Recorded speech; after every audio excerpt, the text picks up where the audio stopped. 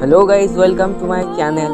আজকে আমি যাচ্ছি নবদ্বীপ। কেন যাচ্ছি এটা তোমাদেরকে একটু পরে বলছি, পুরো ভিডিওটা লাস্ট পর্যন্ত দেখো। আর এই বাজারটা কে কে চেনো কমেন্টে জানিও। এই হচ্ছে বিষ্ণুপ্রিয়া স্টেশন। একটা পানির বোতল কিনলাম এবং সাথে একটা ঘুগনি কিনে নিলাম, কারণ এগুলো হয়তো আর খাওয়া যাবে না। হয়তো তোমরা শুনেছো 3 তারিখের পর থেকে আর ট্রেনে কোনো হকার উঠলেই তাদেরকে 2500 টাকা কি 2000 টাকা ফাইন দিতে হবে। কষ্ট হচ্ছে এইসব কাকুদের জন্য। হয়তো এই 10 টাকার জল বিক্রি করেই তাদের সংসার চলতো, পেট চলতো। কিছু তো করার নেই, দেশের নিয়ম, এগুলো মানতে হবে। কিছুক্ষণ অপেক্ষার পর ট্রেন চলে আসলো। তো এখন আমি বাড়ি ফিরবো।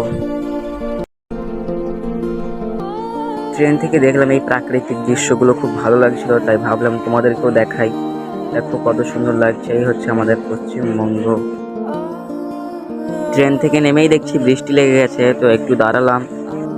বৃষ্টি ছাড়ার পর আমি রওনা দিলাম আমার বাড়ির উদ্দেশ্যে।